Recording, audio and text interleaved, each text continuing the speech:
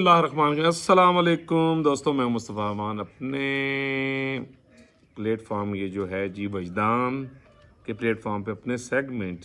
अब आगे क्या होगा। लो जी थंबनेल ते तुसी पढ़ ले कि नवाज शरीफ नहीं आ रहे और मोहतरमा जो बुशरा बीबी साहब हैं उन्होंने डायरी का जोड़ा ना जी वो रौला पे बस ये दो टॉपिक हैं जी, तो बड़े अहम टॉपिक हैं। जैसे कि आपने ऊपर यानी देखा थंबनेल पे कि जी नवाज शरीफ नहीं आ रहे, तो बंदा एक बारी चौंकता है। ज़ाहिर बात है कि बड़े दिनों से यानी जोर था और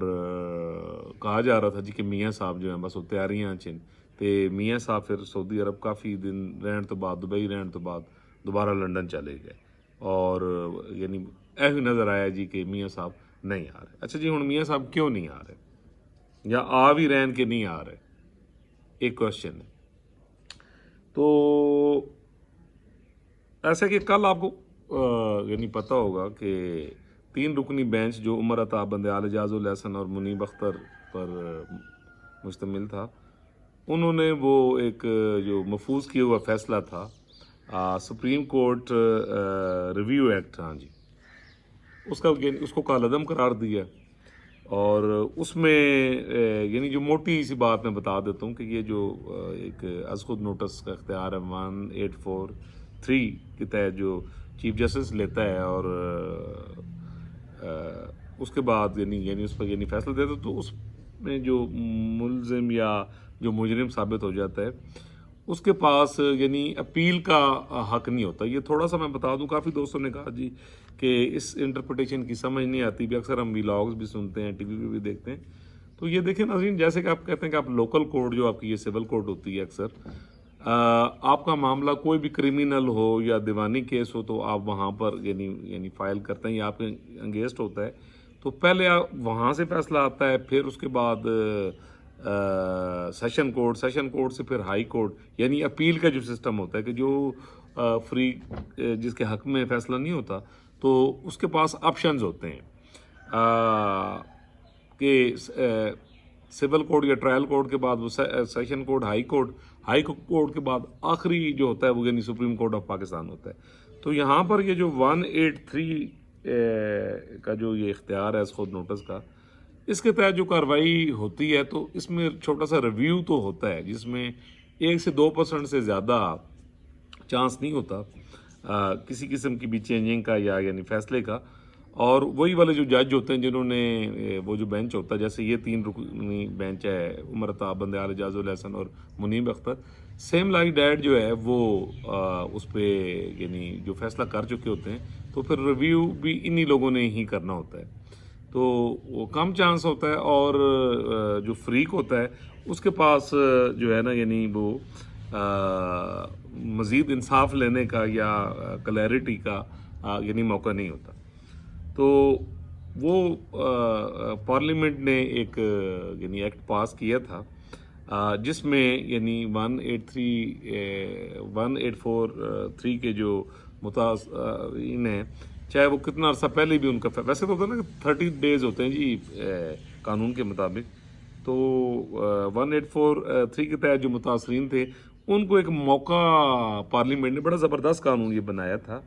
दे दिया था कि वो यानी उस फैसले के ख़िलाफ़ जो है वो कर सकें। और इंसाफ के पूरे तकाज़ों को यानी सामने रखा गया था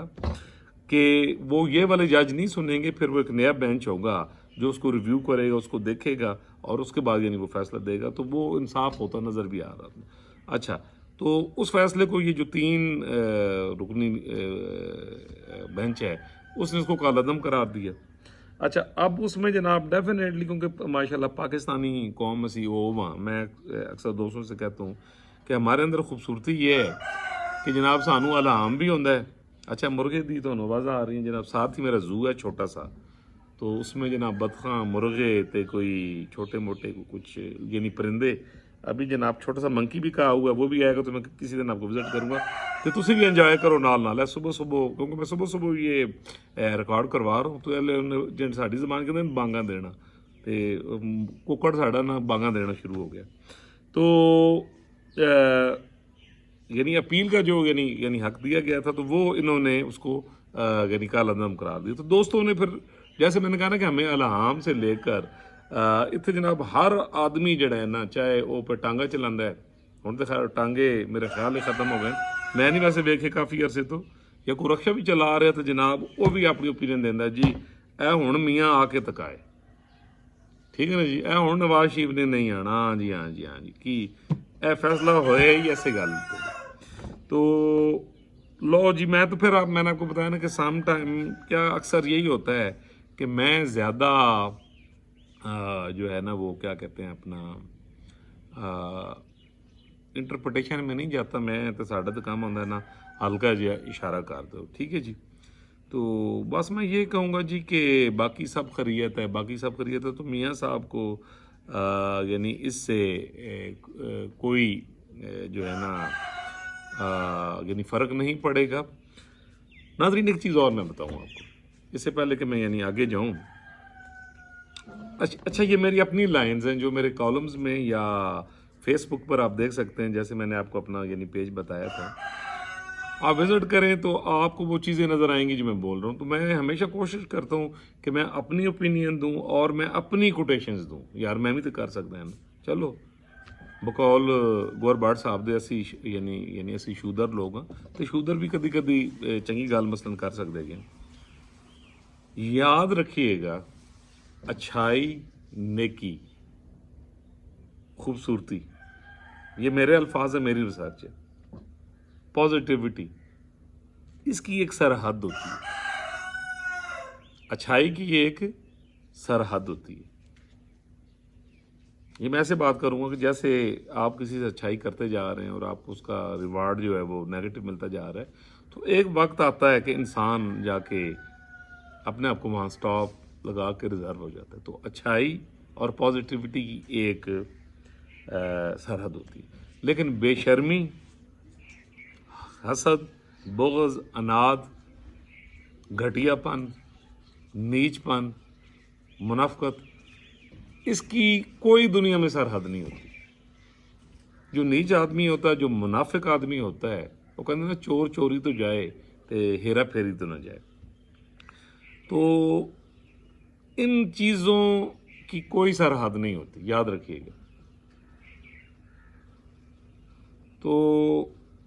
जो बदनीति होती है, बदनीति में की गई कोई भी बात एक बात ज़हन में रखिएगा, बदनीति में किया गया कोई भी जो एक्ट होता है वो इंसान को जलीलो ख्वार करता है। बस ये खामोश पैगाम था, मैंने ये कहना था। तो बात हो रही थी जी मियाँ साहब की ना, तो जी जनाब मियाँ साहब पूरे जनाब धड़ल्ले दे नाल आ रहे हैं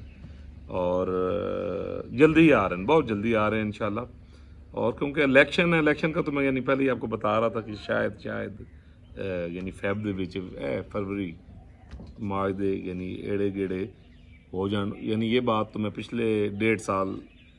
से ये भी कह रहा हूँ। तो मियाँ साहब जो ना बिल्कुल टाइमली आएंगे और मियाँ साहब इन तमाम मामलात से यानी सुरखरू यानी हैं, हो चुके हैं, हो जाएंगे।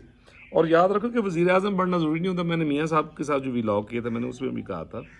कि मियाँ साहब कौम की खिदमत के लिए कोई वज़ीर आज़म बनना ज़रूरी नहीं, लेकिन एक सेंस ज़रूरी भी है कुछ चीज़ों रिवर्स करने वास्ते। तो बस मैं ये जी कहूँगा, ये जो 3 लोग, ये जो उमर अता बंदयाल, एजाजुल हसन और मनी अख्तर साहबान है, जो इनका जो यानी फैसला है, तो मियाँ साहब उत्ते ना इसका कोई यानी असरात नहीं है मासवा इसके, ठीक है जी। कि चंद साढ़े दोस्त ने उन कल परसों फोन करके कह रहे सन जी कि वो तो दाग तो नहीं ना उतरिया। तो बाकी मैं डिस्क्रिप्शन इससे पहले कर चुका हूँ, मैं काफ़ी कुछ कह चुका हूँ, आपको समझ आ गई होगी। तो मियाँ साहब जनाब आएंगे, मियाँ साहब आ रहे हैं और आकर भरपूर वो मुहिम चलाएंगे और अपना यानी वोट बैंक जो सबसे ज़्यादा, मैं आज भी आपको बता दूं, तकरीबन 38 से 40% जो वोट बैंक है पाकिस्तान में वो मियाँ नवाज शरीफ साहब का है और वो वही इंटरेक्ट है। ये आने वाला वक्त आपको यानी साबित कर देगा और भरपूर जनाब आएंगे और पार्टी को वो यानी लीड करेंगे। तो रोकने की कोई भी जो भी कोशिश करेगा, किसी अगर जहन चाहे تو میرا دیکھو تو ساڈا تو کام ہے خاموش پیغام دے دینا، فائدہ کوئی نہیں ہونا بھائی جان،